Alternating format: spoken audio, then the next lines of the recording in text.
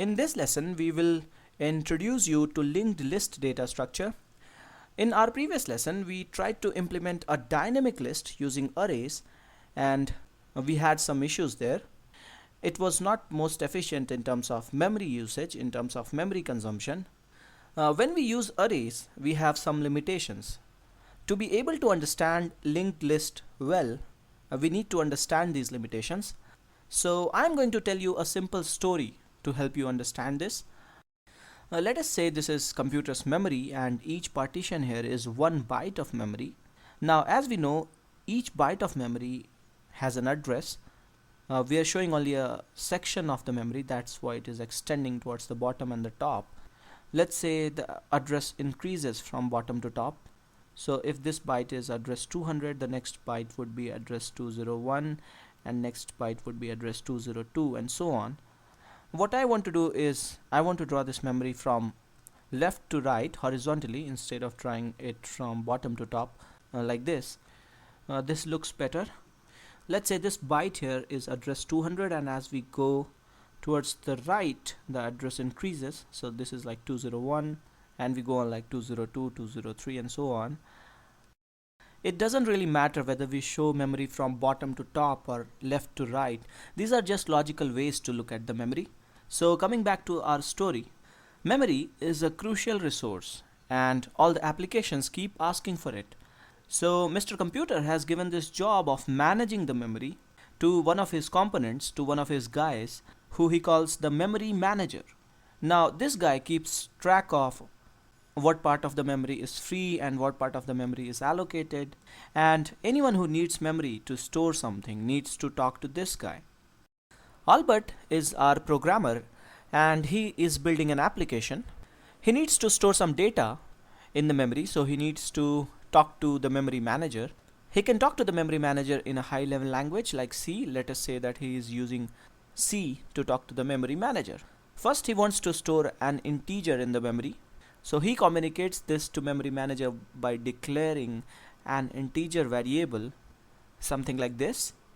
The memory manager sees this declaration and he says that okay, you need to store an integer variable, so I need to give you 4 bytes of memory, because integer variable is stored in 4 bytes in a typical architecture. And let us say in this architecture it is stored in 4 bytes. So the memory manager looks for 4 bytes of free space in the memory and assigns it or allocates it for variable x. Address of a block of memory is the address of the first byte in the memory.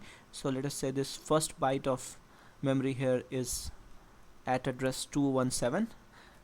So variable x is at address 217. So memory manager kind of communicates it back to Albert that hey, I have assigned address 217 for your variable x. You can store whatever you want there, and Albert can fill in any data into this variable. Now Albert needs to store a list of integers, a list of numbers, and he thinks that the maximum number of integers in this list will be 4. So he asks the memory manager for an integer array of size 4 named A. Now array is always stored in memory as one contiguous block of memory. So memory manager is like, okay, I need to look for a block of memory of 16 bytes for this variable, this array A. So the memory manager allocates this block starting address 201 and ending address 216 for this variable A, which is an array of 4 integers.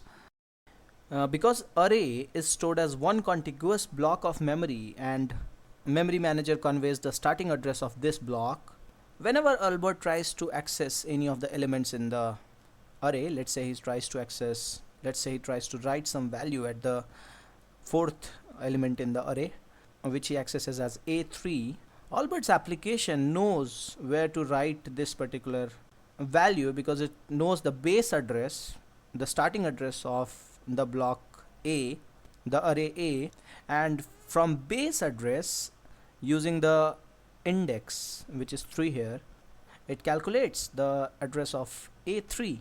So it knows that A3 is at address 213. So to access any of the elements in the array, the application takes constant time. And this is one awesome thing about arrays, that irrespective of the size of the arrays, the application can access any of the elements in the array in constant time. Now let's say Albert uses this array of 4 integers to store his list. So I'll fill in some values here at these positions. Let's say this is 8, this is 2, this is 6, this is 5, this is 4. Now Albert at some point feels that, okay, I need to have one more element in this list. Now he has declared an array of size 4 and he wants to add a 5th element in the array. So he asks the memory manager that, hey, I want to extend my array A. Is it possible to do so? I want to extend the same block. And the memory manager is like, when I allocate memory for an array, I do not expect that you will ask for an extension, so I use whatever memory is available adjacent to that block for other variables. In some cases I may extend the same block, but in this case I have an element and a variable x next to your block, so I cannot give you an extension. So Albert is like, what all options do I have?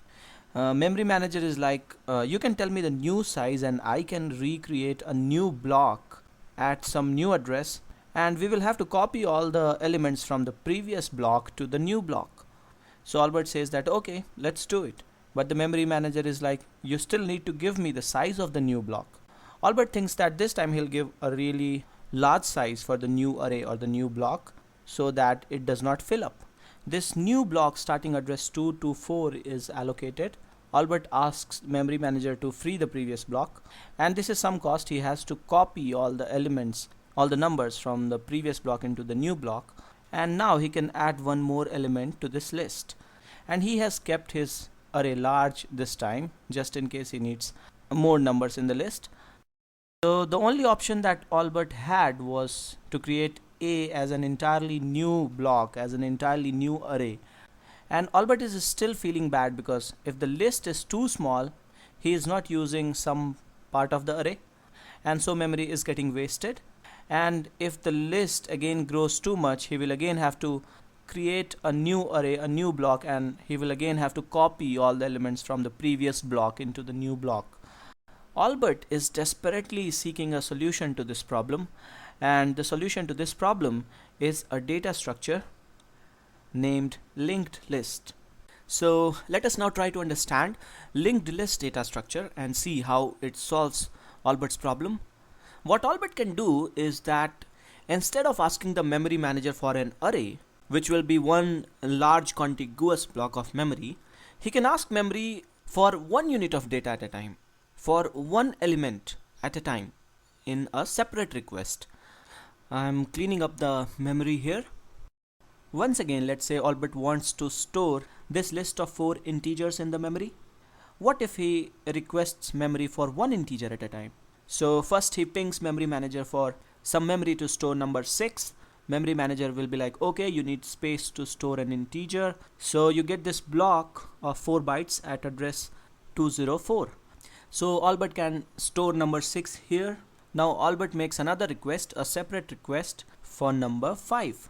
Let's say he gets this block starting address 217 for number 5. Because he makes a separate request, he may or may not get memory adjacent to number 6. Higher probability is that he will not get an adjacent memory location.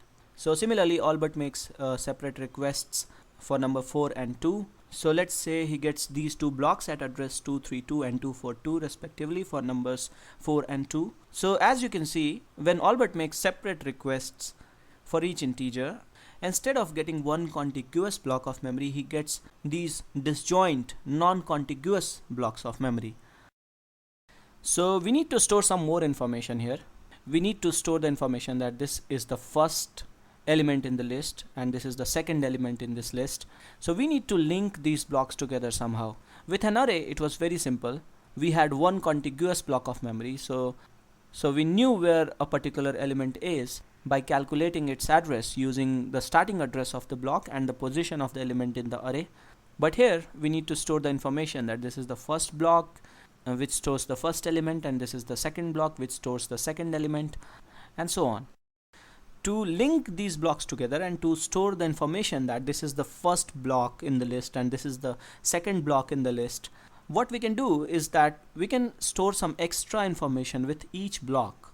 So what if we can have two parts in each block, something like this, and in one part of the block we store the data or the value, and in the other part of the block we store the address of the next block.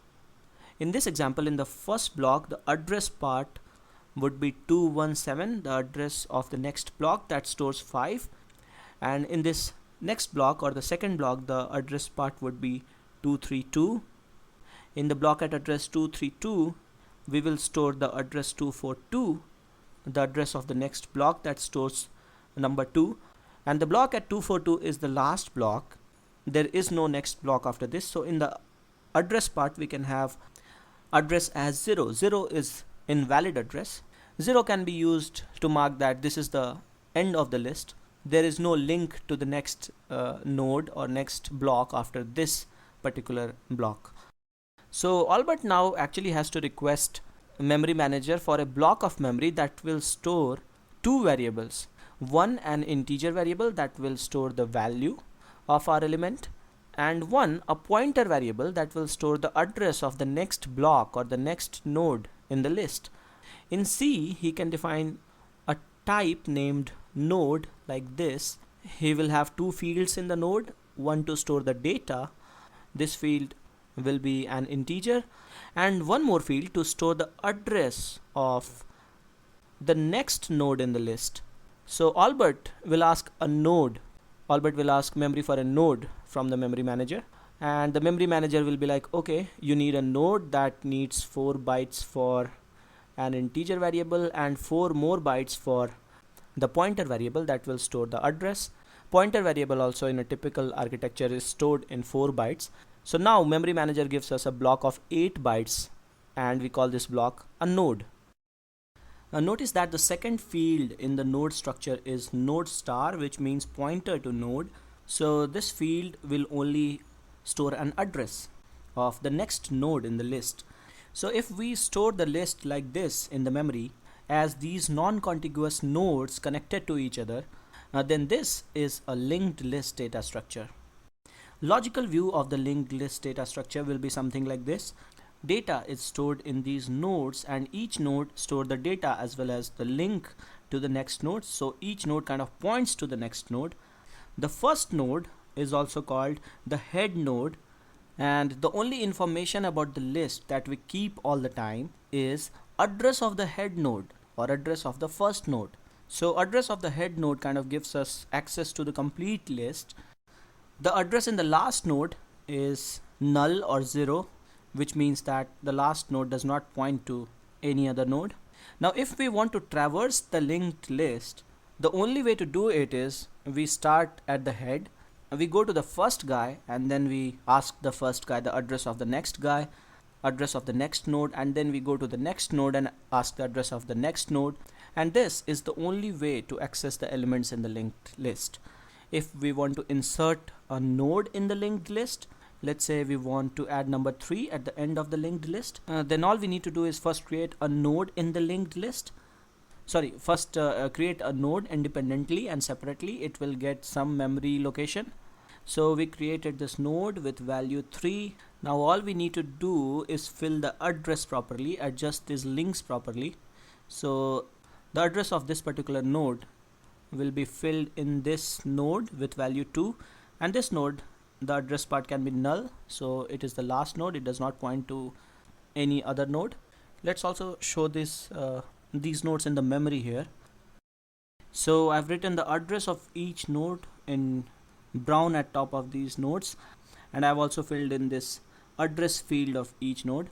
Let's say the node for value 3 gets address 252. So this is how things will be in the memory, and this is how the logical view will be. The linked list is always identified by the address of the first node, and unlike arrays, we cannot access any of the elements in constant time. In the case of arrays, using the starting address of the block of memory and using the position of the element in the list, we could calculate the address of the element. But in this case, we have to start at the head and we have to ask this element for next element, and then ask the next element who is your next. It's like playing treasure hunt. You go to the first guy and then you get the address for the second guy, and then you go to the second guy and you get the address for the third guy. So the time taken to access elements will be proportional to the size of the list. Let's say the size of the list is n. There are n elements in the list. In the worst case, to traverse the last element, you will go through all the elements. So time taken to access elements is proportional to n, or in other words, we say that this operation will cost us, or rather the time complexity of this operation is big O of n. Insertion into the list. We can insert anywhere in the list. We first need to create a node and just adjust these links properly. Like say I want 10 at third position in the list, so all we need to do is create a node, store the value 10 in the data part, something like this. Let's say we get the node 10 at address 310. So we will adjust the address field in the second node to point to this node with address 310, and this node will point to the node with value 4. Now to insert also, we will have to traverse the list and go to that particular position, and so this will be big O of n again in terms of time complexity. The only thing is that the insertion will be a simple operation. We will not have to do all the shifts as we had to do in an array. To insert something in between, we had to shift all the elements by one position towards higher indices. Similarly, to delete something from this list will also be on. So we can see some good things about linked list. There is no extra use of memory in the sense that some memory is unused. We are using some extra memory. We are using some extra memory to store the addresses, but we have the benefit that we create nodes as and when we want, and we can also free the nodes as and when we want. We do not have to guess the size of the list beforehand like in the case of arrays. We will discuss all the operations on linked list and the cost of these operations, as well as comparison with arrays in our next lessons. We will also be implementing linked list in C or C++. So this is all for a basic introduction to linked list. Thanks for watching.